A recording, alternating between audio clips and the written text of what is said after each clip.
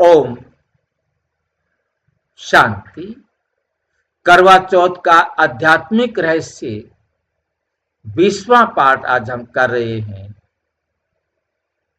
सच्चा करवा चौथ, सच्चा सौभाग्य क्या है?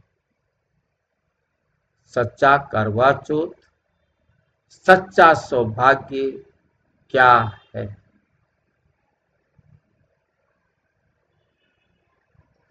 क्या शिव बाबा सिखाते हैं कि वास्तविक सौभाग्य आत्मा की पवित्रता में है? क्या शिव बाबा सिखाते हैं कि वास्तविक सौभाग्य आत्मा की पवित्रता में है? भक्ति में सौभाग्य का अर्थ। भक्ति में सौभाग्य शब्द का अर्थ होता है पति के साथ का संबंध, दीर्घ आयु, वैवाहिक स्थिरता और पारिवारिक सुख।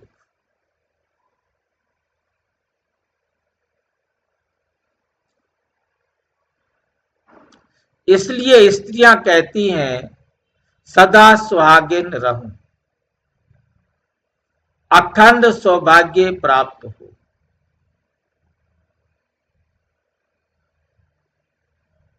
विधवा ना बनूं।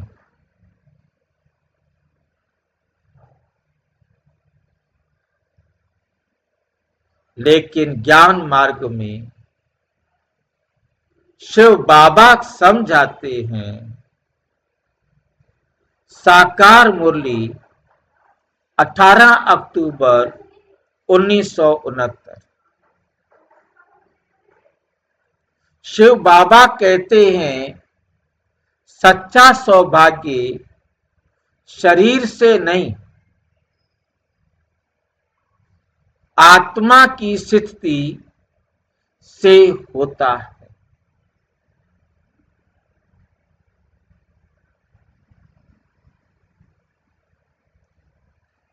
आत्मा का सौभाग्य ईश्वर से संबंध।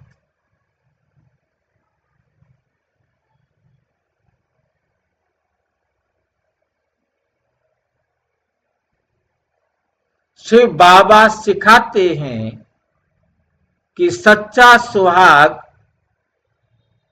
तब मिलता है जब आत्मा का संबंध एक परमात्मा शिव से जुड़ता है।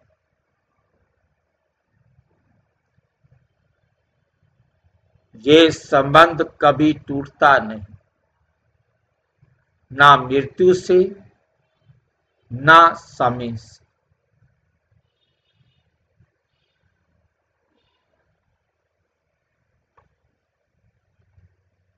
मुरली 9 फरवरी 1971।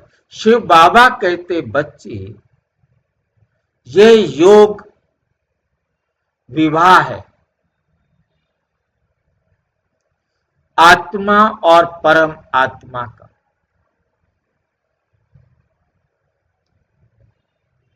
ये सुहाग अमर है जो कभी ना छूटे।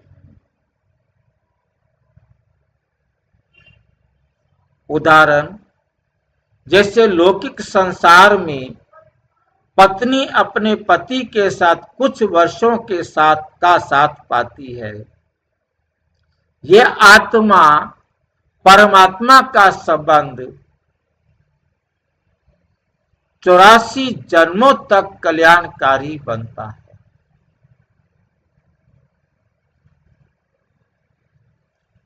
पवित्रता ही सौभाग्य का मूल है। 23 जनवरी 1970 को शिव बाबा कहते,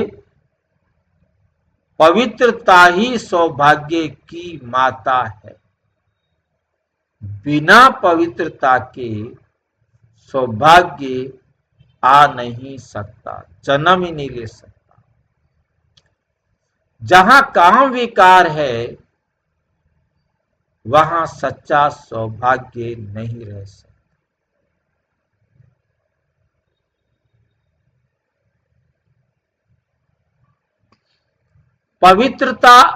पवित्र आत्मा ही ईश्वर से शक्ति और शांति प्राप्त करती।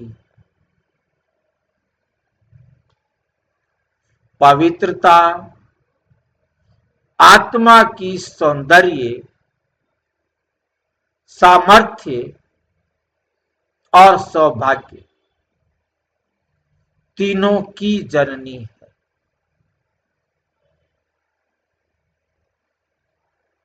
उदाहरण, जैसे जल में कमल पवित्र रहकर भी खिलता है, वैसे ही आत्मा विकारी संसार में रहते हुए भी पवित्र रहकर ईश्वर से जुड़ती है। यही सच्चा सौभाग्य है। यही सच्चा सौभाग्य है। सच्चा सुहाग एक शिव से अटूट प्रेम।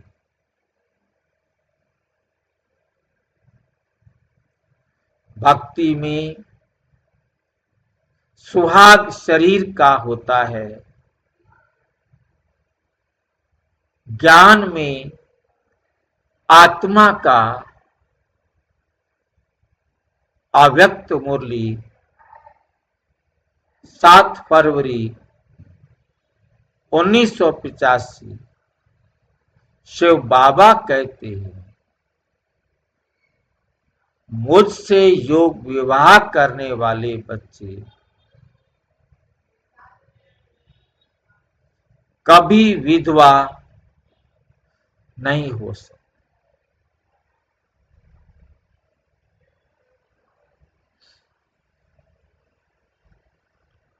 जब आत्मा एक शिव को अपना परम पति मानती है और अन्य किसी देह, व्यक्ति या वस्तु से आसक्त नहीं होती, तभी वे सदा सुहागिन कहलाती है। सौभाग्य का आध्यात्मिक मापदंड। सौभाग्य का अर्थ है अब सोने गहनों से नहीं, बल्कि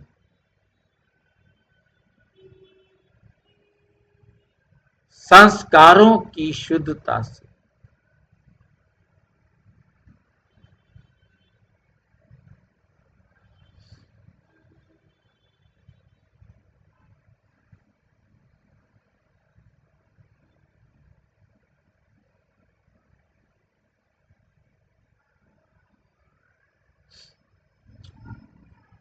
बल्कि संस्कारों की शुद्धता से है।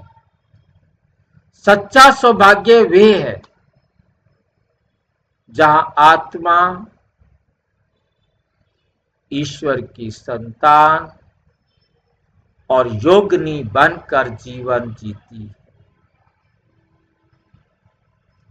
साकार मुरली 21 मई 1972।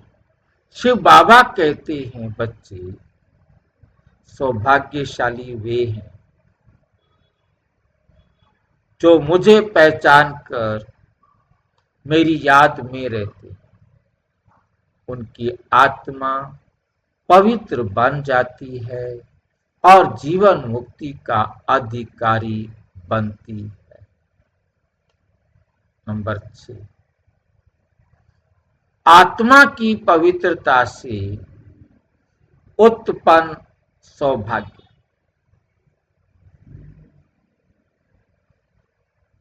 पवित्र आत्मा जहां जाती है वहां शुभ वातावरण और कल्याणकारी तरंगे फैलाती है। वो स्वयं के साथ साथ दूसरों के जीवन में भी सौभाग्य लाती है। अव्यक्त मुरली 15 जून 1988। शिव बाबा कहते, जहां पवित्रता है वहां सौभाग्य अपने आप आता है। पवित्र आत्मा सौभाग्य का चुंबक है। उदाहरण, जैसे सूर्य के प्रकाश से सभी फूल खिल जाते हैं, वैसे ही पवित्र आत्मा के संपर्क से अन्य आत्माएं भी सुखी हो जाती हैं। निष्कर्ष, सच्चा सौभाग्य आत्मा की पवित्रता में है।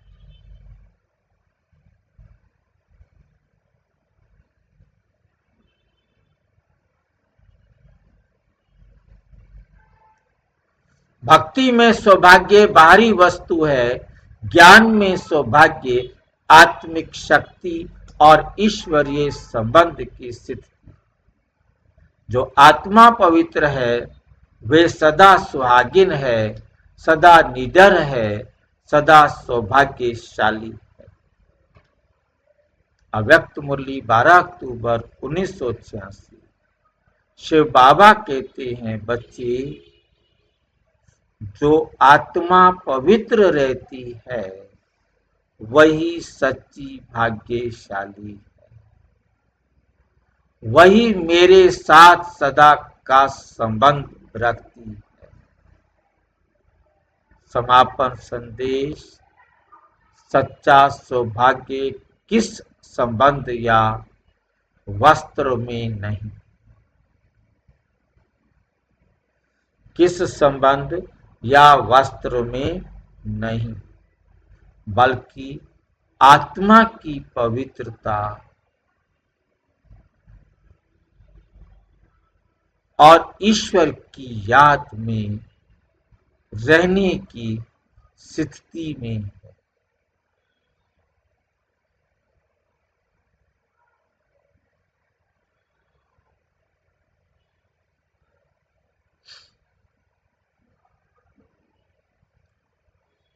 बल्कि आत्मा की पवित्रता और ईश्वर की याद में रहने की स्थिति में। शिव बाबा हमें यही सिखाते हैं, सदा याद में रहो, सदा पवित्र रहो। बी योगी, बी होली।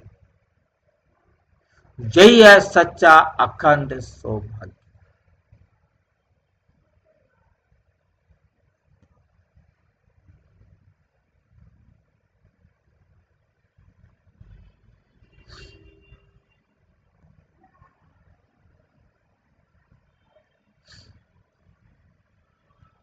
अच्छा, ओम शांति।